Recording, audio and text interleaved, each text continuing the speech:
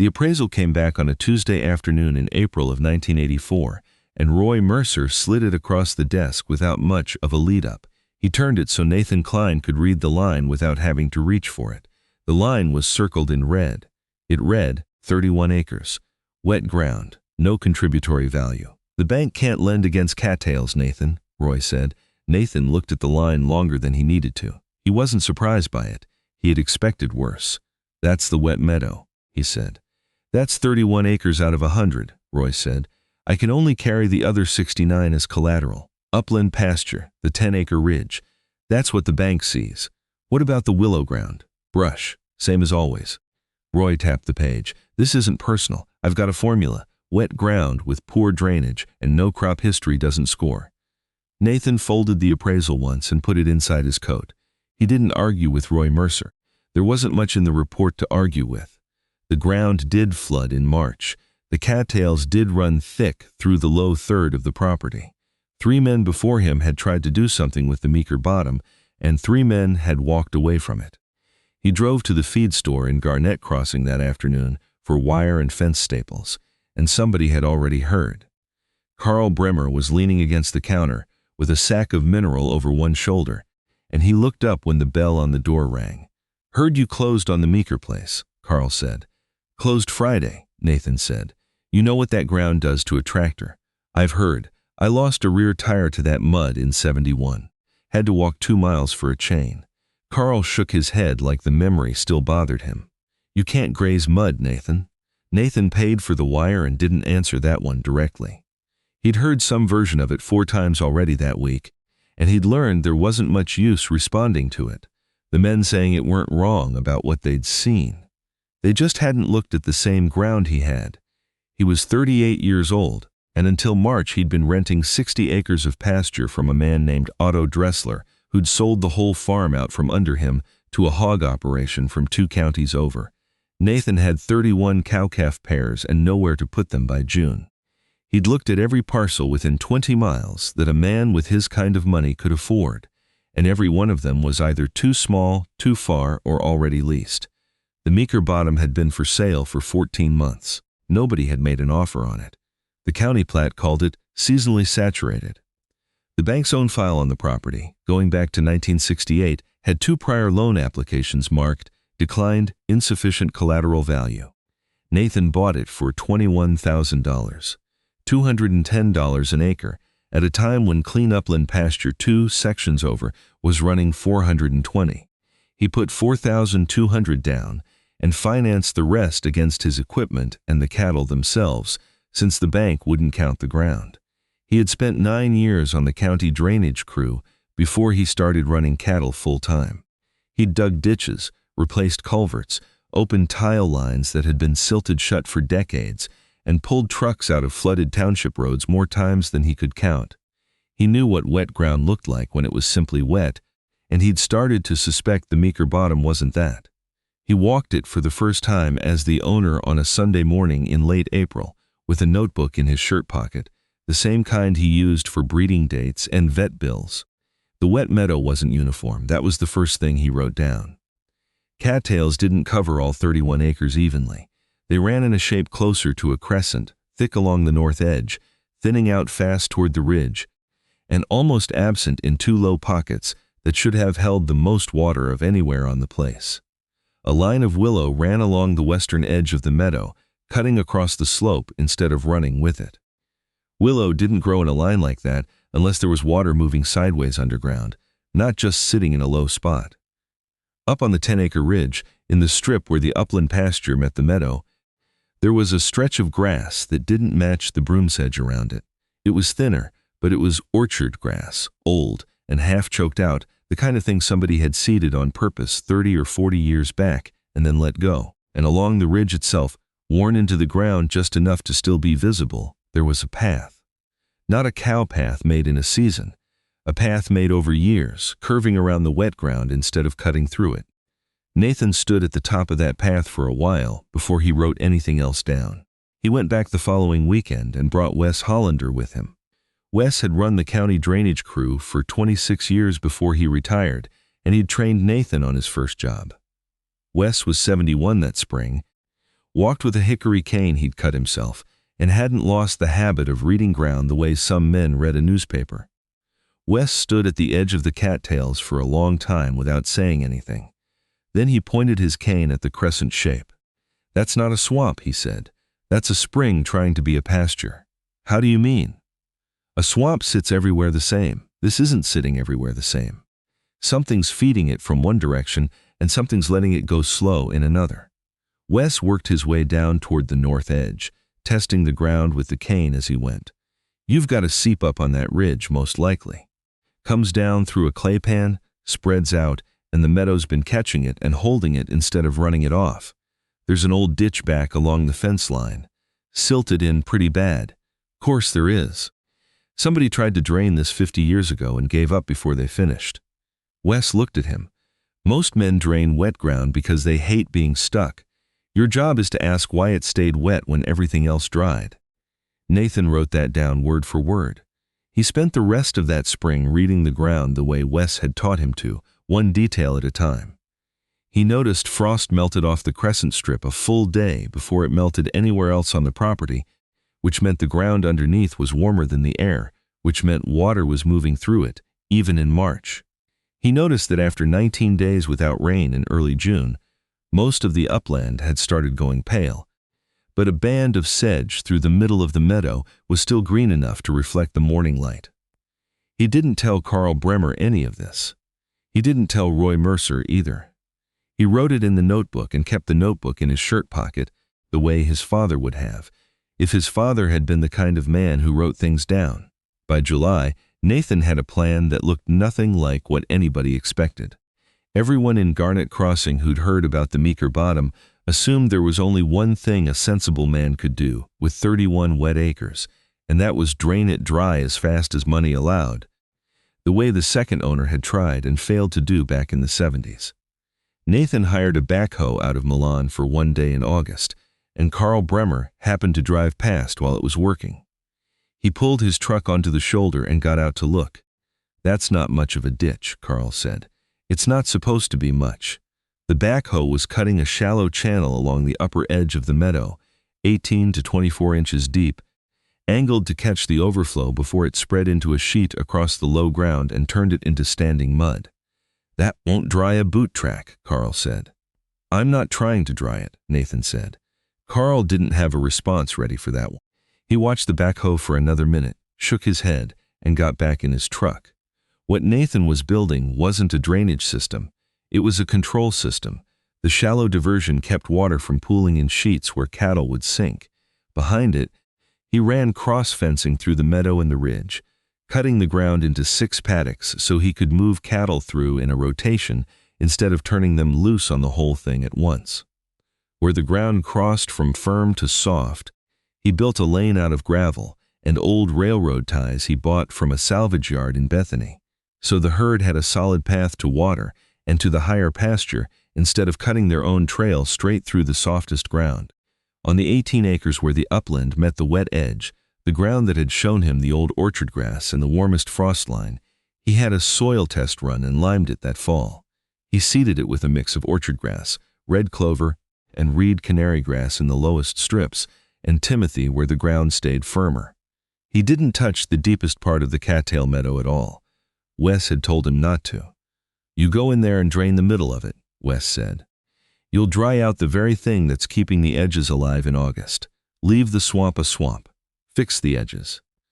First-year costs came to $3,805, $720 for the diversion ditch, $1,180 for used posts and wire, $640 for the gravel lane, $760 for seed, $410 for soil testing and lime, $95 for a used stock tank he found at an estate sale outside Bethany.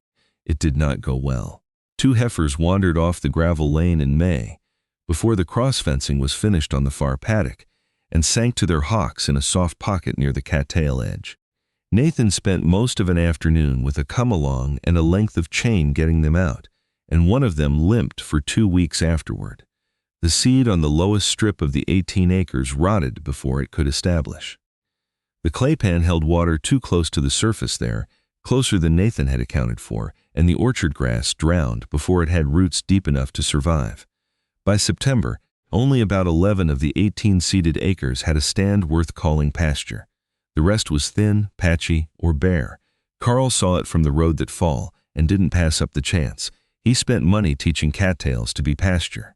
Carl told the counter at the feed store, loud enough that it got back to Nathan within the week. Roy Mercer wasn't any kinder about it, though he wasn't unkind either. When Nathan's operating note came up for its winter review, Roy looked over what had been done to the property and told him plainly that a season of fencing and a thin stand didn't move the number. "There's no production record here," Roy said. "I see money spent. I don't see income." Nathan's sister Ellen kept the books for him, the way she had since their father died, and she sat across the kitchen table from him that December with the ledger open between them. "You're 5 months from having to sell 12 cows if the spring doesn't turn around," she said. "How long can you keep proving people wrong before the bank proves them right?" Nathan didn't have a good answer for her that night. He looked at the numbers the same way he'd looked at them before he bought the place, and he came to the same conclusion he'd come to then, which was that the math had never been about all 31 acres of wet meadow. It had been about the 11 acres that had already shown him they would hold, and about a spring seep that had been feeding that ground long before anyone alive had a name for it. He stopped trying to fix everything he'd planned to fix. He put his attention into protecting the 11 acres that were working, kept cattle off the failed seeding until it had a full season to try again, and left the middle of the cattail meadow exactly the way Wes had told him to leave it. The summer of 1985 answered the question that mattered. It came on dry in June and stayed that way. By the middle of July, ponds across Harrison County that usually held into September were down to cracked mud at the edges. Hay that had gone for $58 a ton in May was pushing $80 by the first week of August. Carl Bremer, who had never bought a bale of hay before October in his life, was pricing loads by the last week of July. The upland pasture on the Meeker Bottom went the same dull brown as everything else in the county. The 10-acre ridge Nathan had bought along with the wet ground gave out almost entirely by early August. But the 11 acres along the meadow edge held, not lush, not green the way it had been in a wet spring, but holding, the orchard grass and clover still standing while everything around it had gone to straw. The clay pan that had drowned his first seeding in a wet year was now doing the opposite. It was keeping just enough moisture within reach of the roots to get them through a dry one. Nathan moved cattle through the 6 paddocks in a slow rotation that summer, never letting the herd hit any one section long enough to set it back the way the flood-damaged ground had been set back the year before. Across the driest 38 days on record for that part of the county, the Meeker Bottom carried 24 cow-calf pairs for 31 grazing days on ground that had been marked no contributory value on a bank appraisal 15 months earlier. He didn't buy hay that August. He ran the numbers afterward the way he'd run them before he ever put a shovel in the ground. The grazing he got out of those 11 acres, measured against what he'd have had to buy to cover the same gap, came to roughly 38 tons of hay at $72 a ton, $2,736 he didn't spend. He hadn't hauled water either, not to that pasture, and at $36 a day for 28 of the driest days, that was another $1,008 he kept in his pocket, that a lot of his neighbors didn't. Total avoided cost for the summer came to $3,744, against a first-year investment of $3,805. The math hadn't turned a profit yet. It had turned a corner. Carl Bremer's own pasture on the south lot gave out entirely by the 3rd week of August. He was hauling water to 14 pairs on rented ground and pricing hay he couldn't really afford, and one evening, near the end of the month, he drove out to the Meeker Bottom instead of just past it. He didn't stop at the road this time. He opened the gate and walked in, his boots sinking slightly at the edge of the lane before finding the gravel. He stood next to Nathan and watched the herd graze a paddock that had been mud 2 Augusts before. "I've got 12 pairs on the south lot and no grass left," Carl said. Nathan didn't make him ask twice. "What would you charge me?" Carl said. "You helped me pull 2 heifers out of that low pocket last spring," Nathan said. "Call it even for the first week." Carl was quiet for a moment. Then he said, "I was wrong about this place." "You were right about the mud," Nathan said. "You were wrong about what it meant." Carl ended up paying for grazing after that first free week, 14 pairs, 12 days, $1.25 per pair per day, $210 total. It wasn't much money. What it did to the talk at the feed store mattered more than the check did. Roy Mercer sent an appraiser back out that November, not as a favor, but because the operating loan was up for its annual review, and Nathan had 2 seasons of soil tests, lime receipts, fencing invoices, and a full summer of grazing records to put in front of him.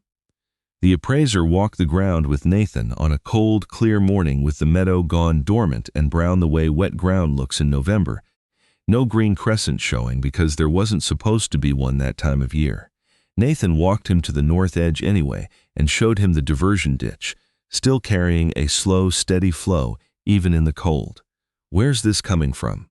the appraiser asked. "Same place it was coming from when your office called it worthless," Nathan said.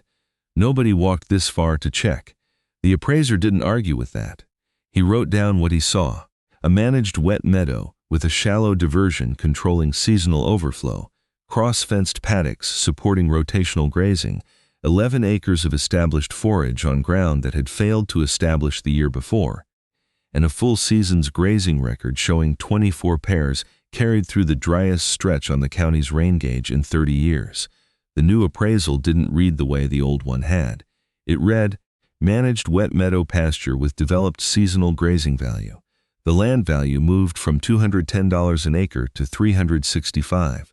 On 100 acres, that was a jump from $21,000 to $36,500. $15,500 on paper. Enough for Roy Mercer to renew the operating note that winter, without the conversation about selling down the herd that Nathan had been bracing for since the day the red pen first circled that line. Wes Hollander died the following spring, before he saw a full second summer play out on the ground he'd taught Nathan to read. Nathan kept the probe rod Wes had carried on the drainage crew for 26 years, and it still hangs on a nail inside the barn, next to a scrap of plywood where Nathan wrote a line in paint the year the bank changed its mind. It reads, "Don't fix the land before you understand what it's trying to do." The bank never apologized for the appraisal Roy Mercer slid across the desk in April of 1984. There was no reason they should have. The ground had flooded in March. Tractors had gotten stuck there for 15 years running. An appraiser working from a plat map and a drive-by inspection had no way of knowing that a crescent of cattails, a line of willow, and a worn path along a ridge were telling him something the wet acreage never could on its own. The number changed because the field made a record, and the record was the only thing a bank had ever been built to read. Roy Mercer had seen cattails on a plat map.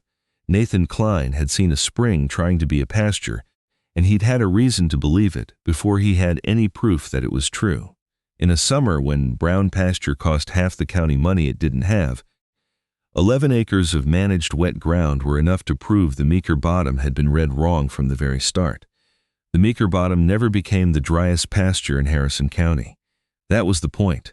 In a year when everything dry turned brown, the farm everyone called too wet was the only ground that still remembered how to stay alive.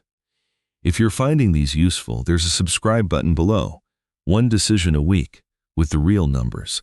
The bank saw cattails on a map. Nathan saw a spring trying to be a pasture.